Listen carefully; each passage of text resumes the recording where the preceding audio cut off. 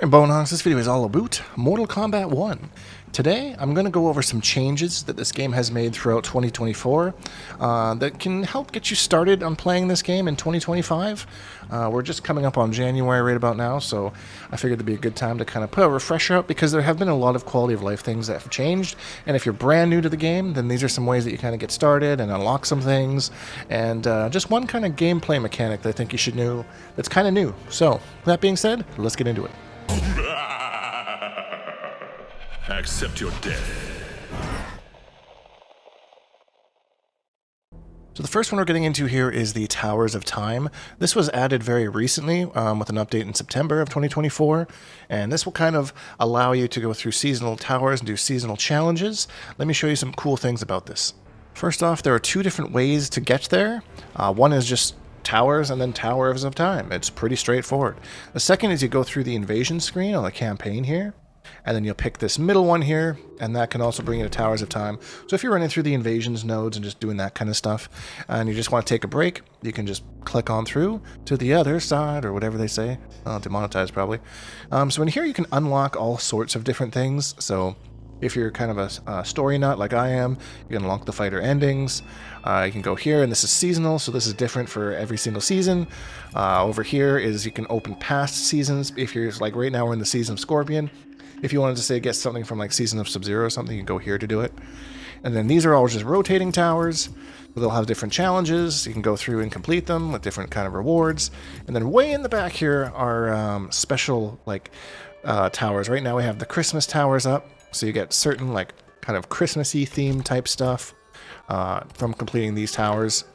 So yeah, and you can go on them and you press your left bumper or whatever that button is on whatever you're playing, and it'll show you what the reward is and how to obtain it kind of before you're going. So this is a really good spot if you really want to unlock stuff and just make your characters look cool. And so next is something that you can kind of do throughout the game, and we do it here in Towers of Time. This is one of the places to do it, and it's earning the premium currency. I will say that although, you know, every single game has their premium currency or whatever these days, MK1 does an okay job of giving it to you for free, which they should because it's a AAA game. It's ain't no free-to-play kind of idea, but there's lots of different ways. First way that you can do is through the challenges in the Towers of Time here, which is kind of what we're going through. So you go over, no, other way, this way. This way, the challenges tab in the bottom, and you can see here that we have right next to my little head here 75 Dragon Krystals, which is what their premium currency is called. So you just need to perform 30 cameo fatalities per week, you know, and these change every week, so you get an updated one all the time, so you can kind of go through and do that. Another way to earn these is through character mastery. So you want to go into our profile, which is right at the very top left of this screen here.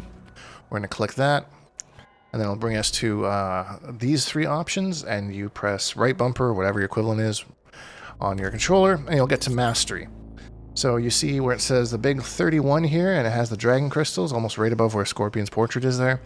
When you get to that level, you will get that amount of Dragon Krystals, so which is pretty cool. And they're fairly...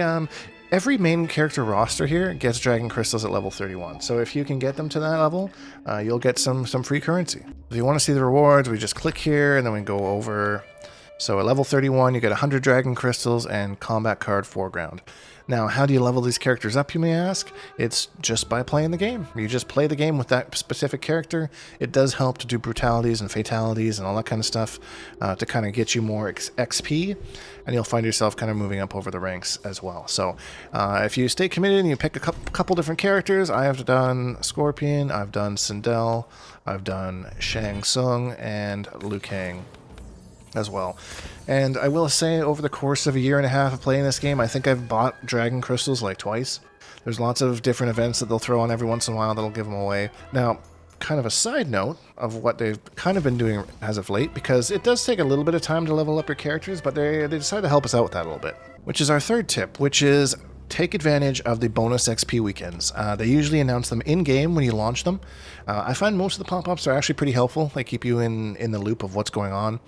But in case you miss it or whatever reason, if you look at your profile, which is what your card is up in the top left there, it'll say bonus XP, and it'll tell you how much time you have left to do that. So we're in a bonus XP weekend right now. So this would be a really good time for you to go through and grind your characters and try and get them up to higher levels and get some extra dragon crystals. So that's they give you lots of ways to do that, and that's what I really like about Mortal Kombat 1. So this one is the only gameplay tip that I have on this, because this is fairly new in this year. This was out at release, but it was so bad that there's almost no reason to use it, and they've since increased it to the point where it actually is quite useful now. So there is an uppercut in the game. Every character has one, and if you find yourself in the scenario where someone tries to do a high attack, like a throw for example, that's what we're going to have Sub-Zero try, and we successfully duck the throw and then hit with an uppercut, then we can cancel by jumping forward and pressing the right trigger. We get an Unbreakable combo. It will launch, and this works for any character. You just have to know kind of how to combo out of the air. So just to kind of show you here, we got Sub-Zero set to whiff a throw and then use the breaker. So we're going to do this.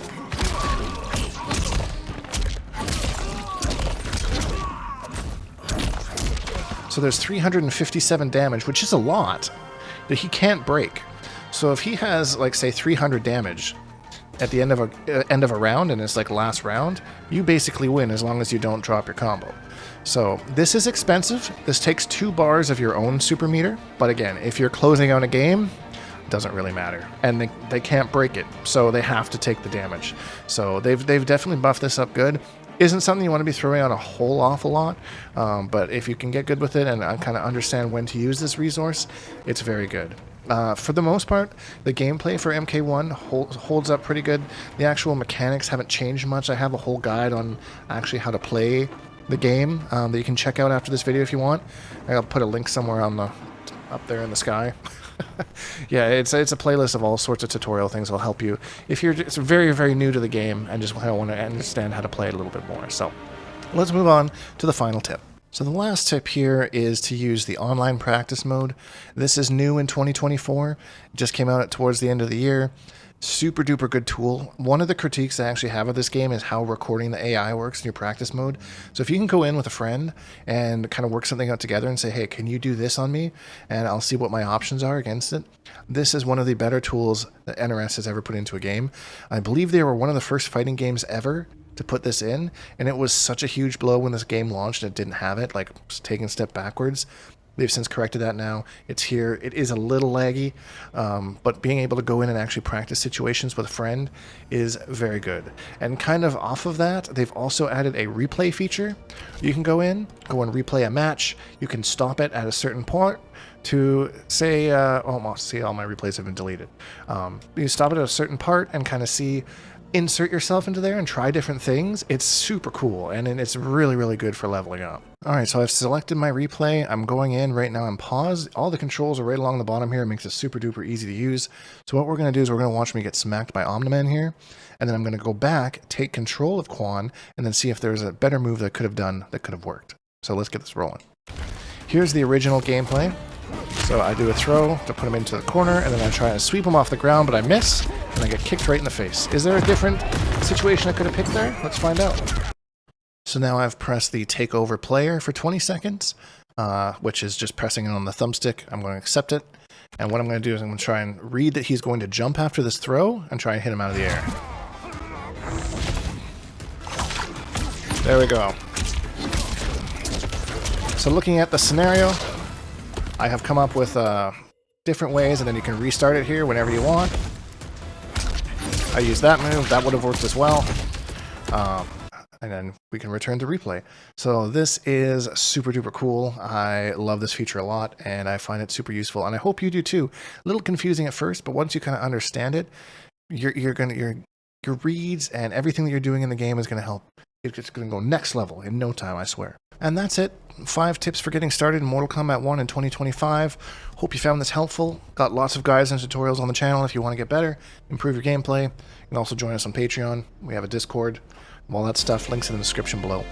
And if you enjoyed this video, please leave a like, because it really helps me out, and subscribe if you haven't, because I make new videos almost every single day. Hashtag Bonehawks, all that stuff, and we'll see all you Bonehawks in the next video.